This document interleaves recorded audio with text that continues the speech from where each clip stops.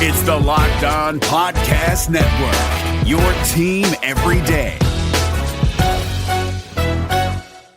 Support for this podcast comes from Invent Together.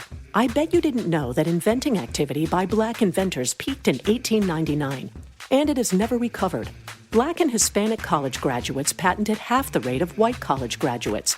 That's just one of the reasons why you need to know about Invent Together. When our patent system gets more diverse, our nation will get stronger and more successful. Find out how you can help diverse inventors and unleash economic opportunity at inventtogether.org.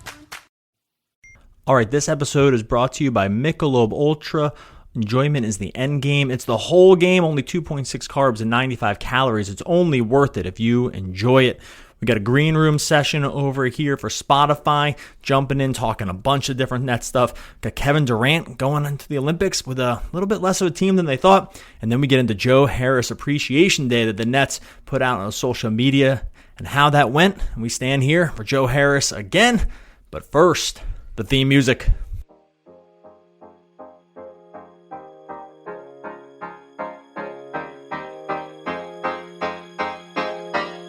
You are Locked On Nets, your daily Brooklyn Nets podcast. Part of the Locked On Podcast Network, your team every day.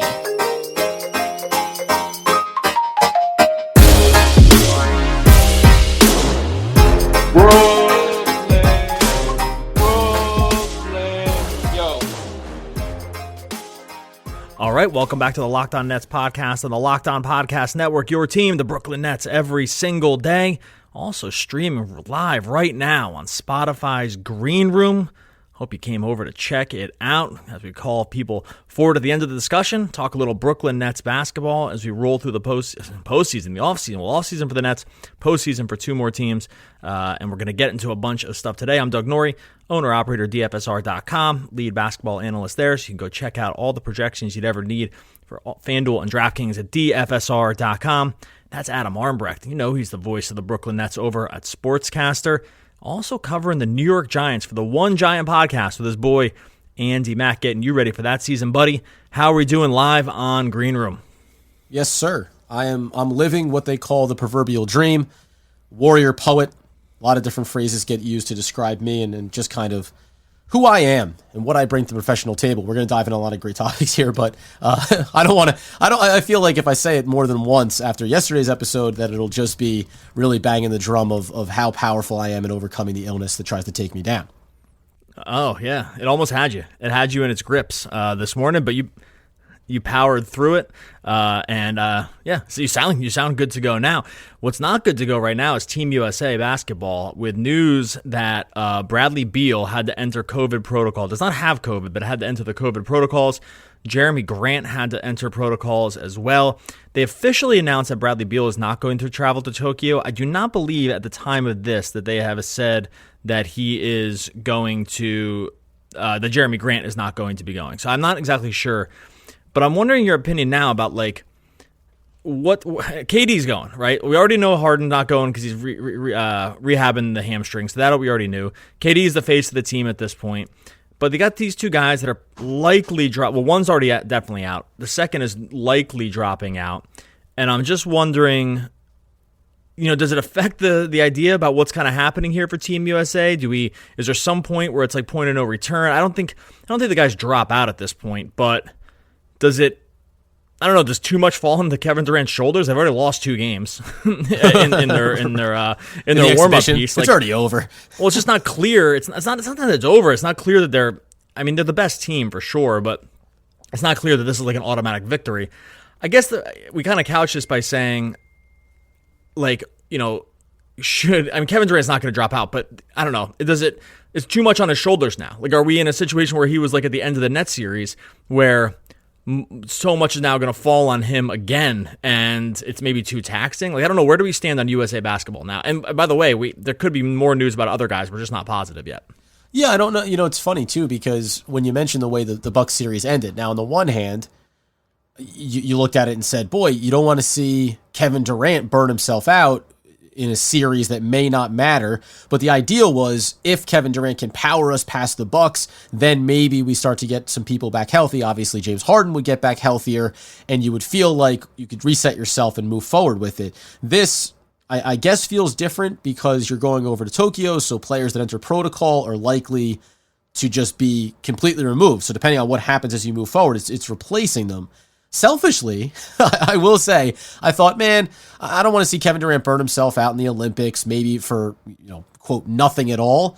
And then on the other hand, I thought, or maybe I want to see this dude just like keep going off the way he did in the Bucks series for the Nets, where he tried to lift them past Milwaukee. Like, we may be in line for some all-time historic Olympic performances from Kevin Durant. And I think much in the way that we said it about the Nets in the regular season and stars and coming back from injuries and dictating what they should or shouldn't do, I kind of fall into the camp of, listen, man, if you want to keep balling out, you want to keep playing, I'm not going to tell you not to. And I'm going to sit back and enjoy every second of it. And I will say, too, they lost the first couple of exhibition games. They absolutely blew out. I can't remember which team it was. They got that monkey off their back. I didn't put stock in those exhibition games necessarily. I'd be curious to see with how they adjust the roster, and then let's get into meaningful games. And if it looks like, boy, this could be a real struggle, I'll obviously start to watch and monitor Kevin Durant and say, let's not go crazy here. I don't think we need this guy playing, wire to wire or anything. Let's keep him in the 30-minute range, and if we win, we win, but we're not going to force the issue if we're scared about, a loss here or there.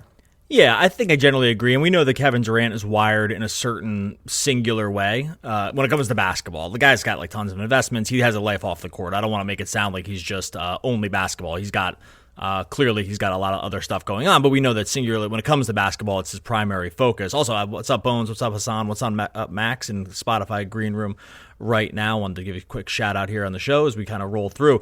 But with Beal dropping out... Oh, God, Bones is itching, by the way. Yeah, I know. Bones is itching. He's got a lot to talk about. The status of Jeremy Grant up in the air.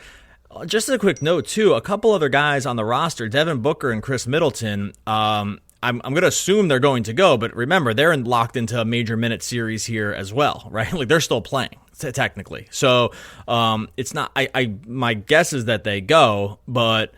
I wouldn't say that you can't call that 100% right now because they have at least 2 more games to play at minimum, right? Like very high intensity, likely huge minute, huge workload games for both Booker and Middleton, who are on the team as well. So it's definitely a blow to lose Beal. It definitely elevates Durant. It's not like this team's a bunch of nobodies afterwards. Zach LaVine. Oh, Drew Holiday's on this team too. Sorry, that's another guy that's still playing. Draymond, Zach LaVine are here. Kevin Love, obviously Tatum, Dame. I think I said. So it's not like these are just random. This wasn't like, we need a lot of random end-of-bench Nets guys to cover the minutes for when Kyrie loses out, right? We're replacing it with other superstars, so it's not like you're scraping the bottom of the talent barrel here.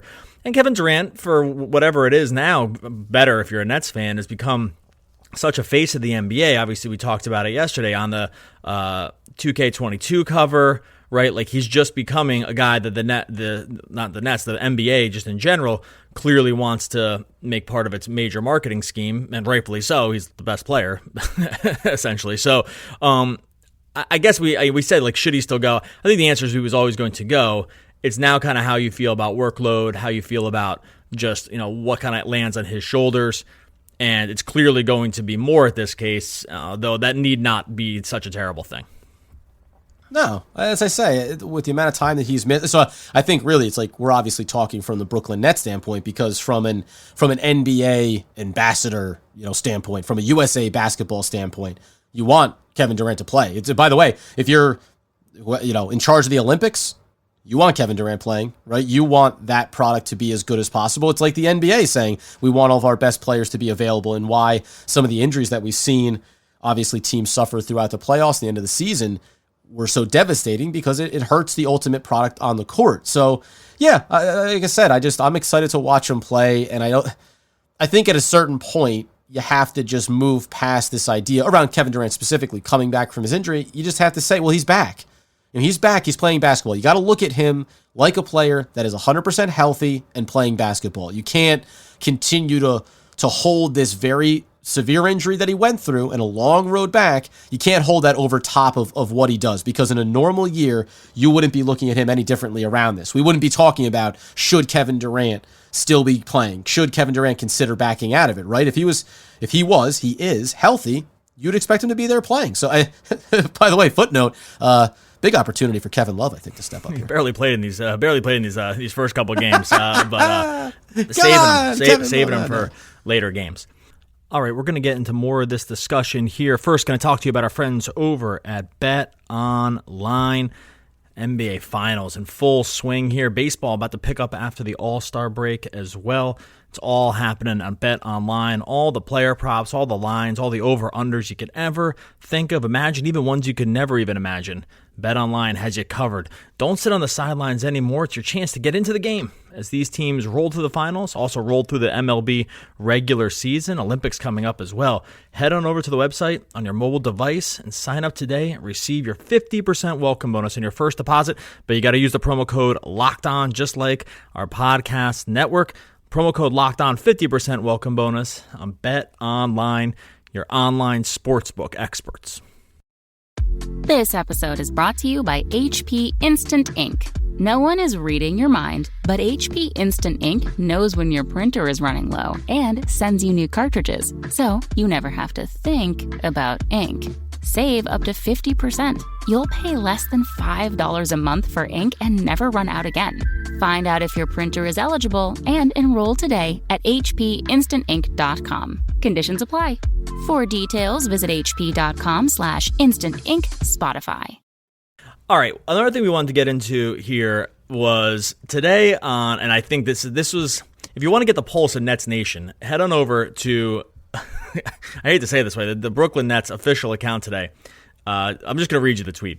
Today is Joe Harris Day on Nets Social. Celebrate Joey Buckets with content across all of our channels all day long, so it's a Joe Harris Appreciation Day. Now, you can come to this podcast for Joe Harris Appreciation all the time. We talked about this I think late last week, or in a previous podcast. We spent a whole podcast about it. We spent multiple podcasts.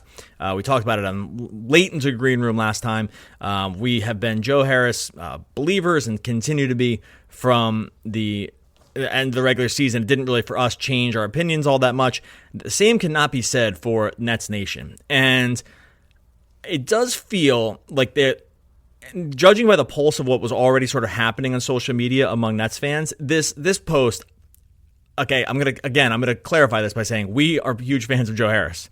This post also, you had to kind of know what was going to happen here with this, I think, because I make a promise to myself that I almost never read the comments. It's a good life lesson. There's almost nothing to be gained by reading, comments on nearly any social media platform.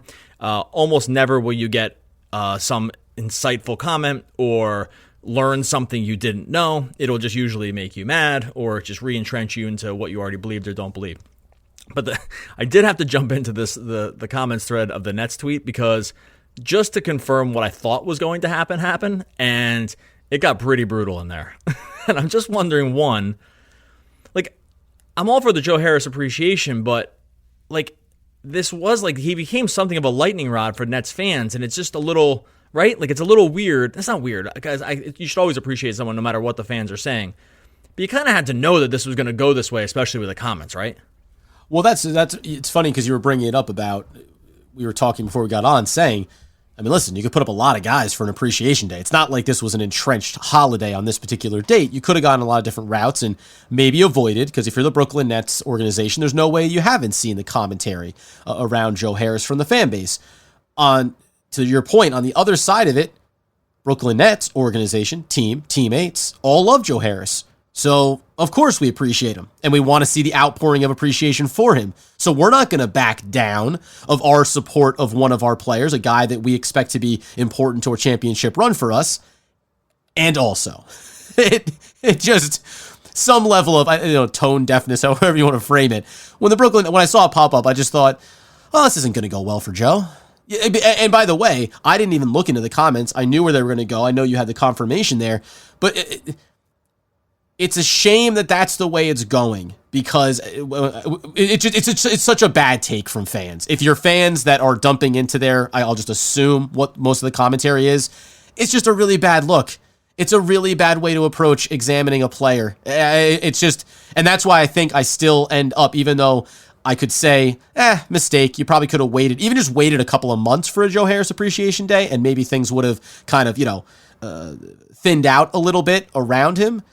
But I stand by the Nets making the choice to put it up because he's a great player. He means a lot to the team. Everyone should be showing appreciation and throwing up big 3-point highlights of him throughout the season that he had this year, and big shots and dagger triples that he was knocking down in a career year for him. Like, that's what should have happened. So there's a little shame on the fan base for literally taking it and going, what's the worst possible or the lowest hanging fruit that I could grab off of this, and just grabbing it. And it is also on social media, so I don't know what my expectations were supposed to be there. Yeah, my expectations were pretty low going in, and and I will say I only read the comments as show prep. It was only because we were doing the show here that I actually went. I would have read them because I just know what they're going to say. I just needed the confirmation to make sure that this was the way it goes, and it's what you would expect. It's a lot of hot takey kind of stuff. We're in a really bad spot with hot take stuff where you live and die by the last thing you saw, and that's just the be all end all of everything you know about everything. Is the last thing that entered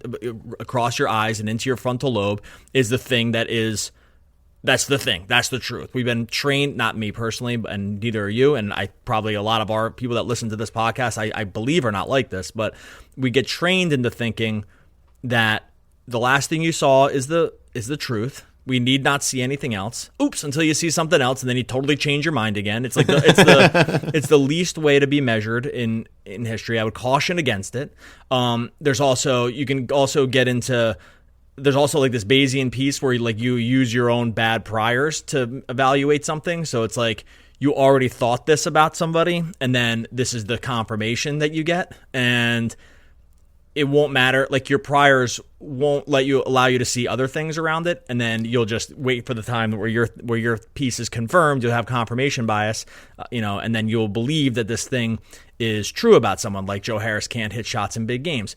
Now, I get the part where you have to disprove a false negative is hard, where you feel like he hasn't hit shots in big games, and I guess maybe that's somewhat true, but not really. But just because the nature of his game, but we're going to end up probably talking all off season about this because Joe Harris is just going to be a Net next year. But yeah, I just look into the comments on the fan base and seeing where it was going. I felt bummed because I don't think Joe Harris reads these, but right. Yeah. I don't think Joe Harris got brought down by this. No, I don't think so. But he likely has a general sense of it because I'm probably sure no one's more disappointed with his Bucks performance. He doesn't need to. I'm sure no one's more disappointed with the Bucks performance than Joe Harris is. These guys are just ultimate competitors. Right. There's no way he just forgot about it, right? I think we can make that summation pretty easily to say, as bothered as you are, fan, by the Joe Harris performance in the 7-game Bucks series, it pales in epic proportion to whatever Joe Harris is feeling, and then redoubling his efforts and getting back out there next year and whatever it is. So it's almost like that part gets forgotten too. I don't know. I find the whole situation. I'll tell you right now, it makes me like Joe Harris even more. I'm definitely willing to continue this fight on.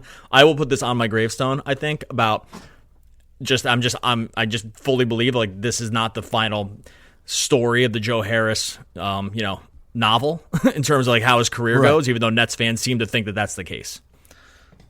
Well, and maybe even to get into a little bit more of a nuanced discussion around it. So there's two things I saw, and you're going to be having on, we believe, a very special guest early next week to talk Brooklyn Nets basketball, who made a comment over on social media around, so there's a couple things. One, that only big playoff performances for Joe Harris is going to get him back into whether the good graces or the upper echelon status with Brooklyn Nets fans.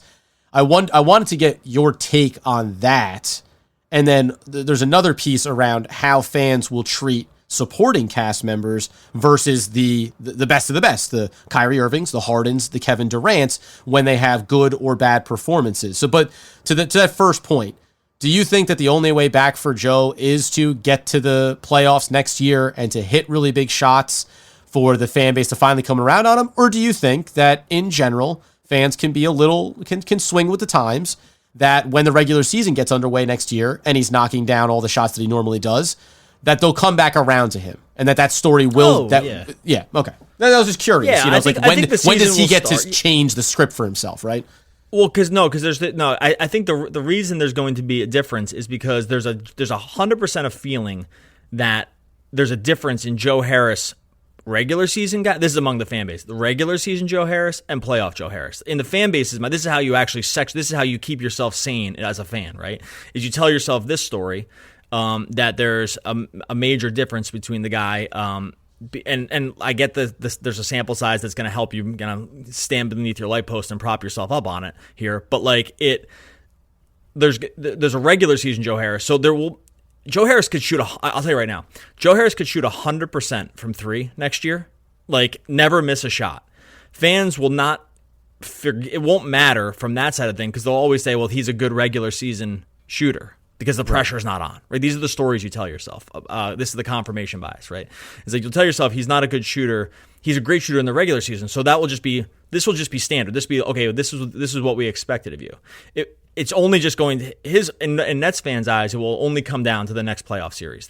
We have a long time to wait before we have this rear its ugly head again. Once the regular season starts, now if he comes out shooting really bad to start the regular season, I guess we'll have another discussion. But in general, I think this is how fans section their brains off, is to say, I knew this to be the case. These aren't pressure shots.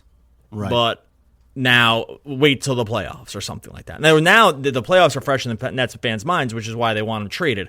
I'm going to reiterate for the 50,000th time, we do not want him traded. I'm just saying I'm speaking for the fans right now, that we continue to hear about this. And like I said, with Lumber Joe, we're still fighting for you. But I think that it won't matter. It's just not how. It's why there's a regular season and a postseason, and fans kind of section their interests off into those two things. And Joe Harris is lucky enough to be on a great team, and he'll be in the playoffs again. So we'll just have another crack at it. But that's just I think that's kind of how things are going to roll. All right, we're going to get back into it in a second, but first, got to tell you about our friends over at BuiltBar.com. Did you know that Built Bar has so many delicious flavors? Of course you did. There's just something for everyone over there, and I'm talking about coconut, cherry barcia, raspberry, mint brownie, double chocolate, salted caramel, strawberry, orange, cookies and cream, for crying out loud, and maybe German chocolate for you international fans. You know what my favorite is? It's going to go ahead and be the strawberry, because I've been getting back into that Neapolitan ice cream of late, and that's just a sweet little flavor. None of that weird protein bar kind of substance and texture and taste. No. These are all delicious, and when you're consuming them and knowing that you're getting 17 to 18 grams of protein, calories from only 130 to 180, only 4 to 5 grams of sugar, and just 4 to 5 grams of net carbs, it means that you're getting amazing flavors, all delicious and all healthy. Built Bar is the official protein bar of U.S. track and field team. Come on now, Olympics, let's go. You can head over to BuiltBar.com and use promo code LOCKEDON, and you'll get 15% off your order. Use promo code LOCKEDON for 15% off at BuiltBar.com. This episode is brought to you by the NBA. Witness mind-bending competition on the biggest stage between the best players in the world, a place where legends are made. It's impossible jumps that seem to freeze in midair, and spectacular steals that you didn't see coming. It's that one play that lasts seconds that you will talk about for the rest of your life. And let's face it, it's the unpredictability of it all. Never knowing when the next big moment will happen. Huge wins and crushed dreams. It's the drama of it all. You just can't make this stuff up. That's the NBA. That's game. The NBA playoffs are happening right now. Don't miss all the action. The other piece that I wanted to get into, because we thought when we were going to bring up the Joe Harris piece, it might extend a little bit beyond one segment. The other piece that I was curious about is, it's funny because Joe Harris does fall into this kind of in-between. You go back to the playoff series, you go back, we just did the off-season outlook for Bruce Brown and what his performance looked like and expectations, if he'll be back. He misses a key floater, and listen, everyone rags on him, from media to fans, about what are you doing taking that shot, you don't make it, etc. But nobody extended that to the place that it got to with Joe Harris, right? It's a terrible shot. You got to get it to a playmaker's hands. How can you miss that, et cetera, et cetera. Now, overall, Bruce Brown, you might say, or some fans could say, had a more balanced and complete performance for himself in the playoffs than Joe Harris, so maybe that gets him the pass. But there's this weird thing about like I just wonder, Kevin Durant, Kyrie Irving, James Harden, when they have bad performances, and there's some affirmation around these guys in big spots of making the big shots and carrying teams, but they're the elite of the elite, as we were saying the other day about Kevin Durant, right? The alpha of alphas, whatever's above it. When they have bad performances, the assumption is that these guys will come back and that they will do the thing that you expect of them.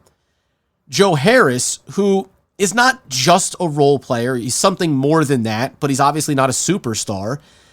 When he has these hiccups, everyone's ready to say, well, then that is who you are. As opposed to, well, Joe Harris will obviously come back. Like, I don't know if there's a question for you inside of this, but it just seems like Joe Harris is the victim of being better than, the guy off the bench that's scrappy and does things, which I think is closer to how people look at Bruce Brown, or Kevin Durant, elite of the elite. And he's in this murky water where you don't get the benefit of the doubt, nor do you fly under the radar of maybe scrutiny as far as your performances.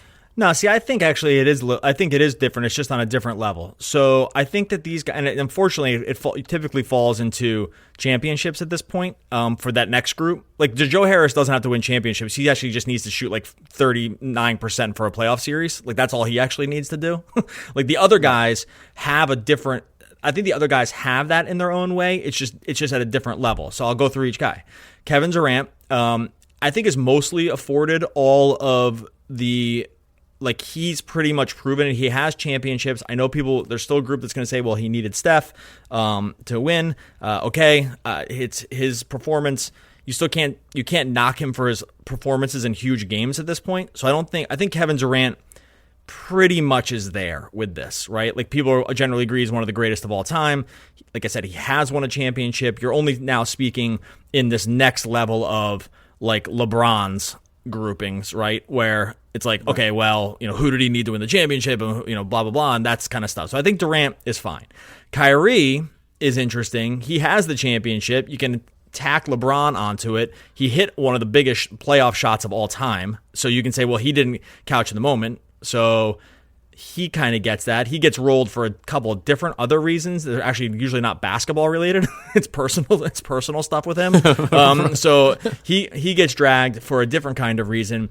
He does not get dragged for the performance at this point. So that's his level. And actually I would put James Harden weirdly in like the Joe Harris camp among the superstars because he's never gotten there, has had epically terrible playoff performances in the past, like really bad shooting, total disappearing acts. And he's got enough of those on paper at this point that he actually doesn't get to be in that next group because of those things. And then this year he gets a medium pass because he gets hurt, but it still goes on the ledger of still not having gotten over the hump, right? And so I would actually say that Harden, in a lot of ways, is not too dissimilar when it comes to this kind of speak because he gets it too. It's just at a different level than Harris, right? Like so, like they each need to have things happen for them in their career to get over the hump. Like I said, Joe Harris gets over the hump if in the conference.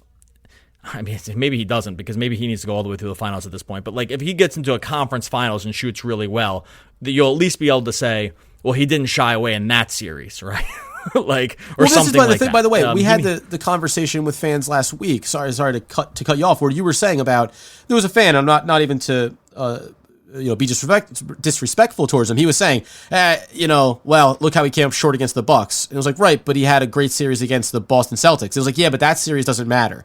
Like every series, man, to your point, it's like, well, have a great in round 2, great performance. Okay, that's great, but then if you mess it up in the Eastern Conference Finals, now it doesn't matter that you did it in round 2. And if you do it in the Eastern Conference Finals, right. This is the part where what you believed ahead of time is what you use now. Like this is why if you believed it ahead of time, it doesn't matter that he did that in the Boston series because you already believed it, and that series doesn't count for whatever reason. Like there's less pressure, or the series didn't matter as much. The Celtics weren't as good of a team. Like you can make up a million stories in your head about why it doesn't matter. I'm gonna cut to the chase here. It did matter. it was a playoff series. Like so, hate to bury the lead on that, but it did matter. But if you already believed it ahead of time, then you were just kind of waiting for him.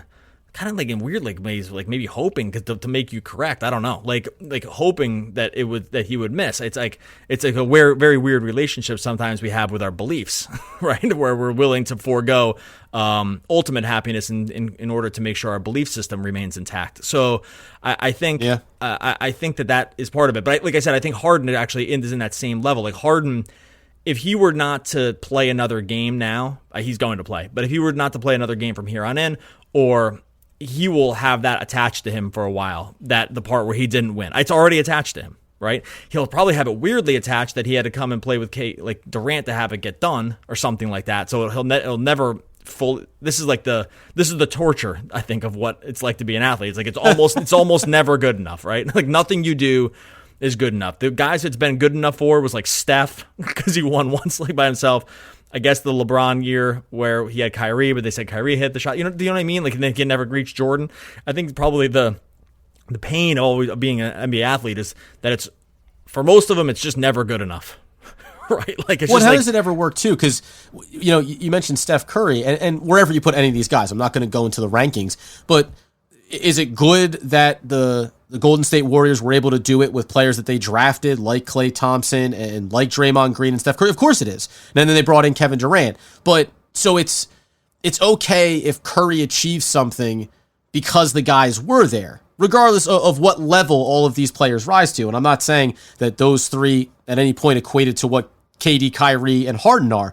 But the stipulations are just so spider-webbed across what is acceptable or good or bad or justifiable. And then, as we've talked about before, if you're a guy who says, well, I'm going to stick it out and I want to do it here. If you want to be Giannis, and then they try to bring in guys for you as well, or you want to be Dame Lillard, then at a certain point, the fans turn on you and start saying, well, obviously you're not good enough because you couldn't do it there. And now when they say that they maybe want to leave, they start to say, oh, there you go chase that ring with somebody else. Because, it's just, there's never the right answer, which is why I think, especially over the course of this season when it comes to the big three in Brooklyn, generally speaking, I don't think they give a, explicit of shit about what anybody has to say about how they're going about pursuing their goals on or off the court. They want to do what they want to do. They want to do it in a comfortable place where they feel like the organization understands and respects them and is going to acquiesce to them in some regards. And Brooklyn turned out to be the spot for these guys.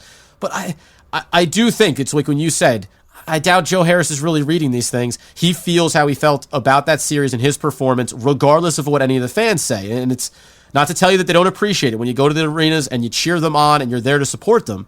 But these guys are going to be pursuing their professional goals regardless of whether or not we give them the stamp of approval. And I think that that's something that it exists inside of this ecosystem of, yeah, you guys may be living your lives and playing and being professionals, but we also have our own narratives about what we think you are.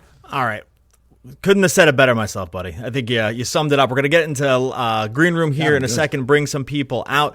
I'm actually going to end this with a quote today because I think it's fitting for what we were talking about in terms of it, and we'll get out of here into Green Room. You either die a hero or you live long enough to see yourself become the villain. Harvey Dent. We'll be back again tomorrow talking more Brooklyn Nets basketball.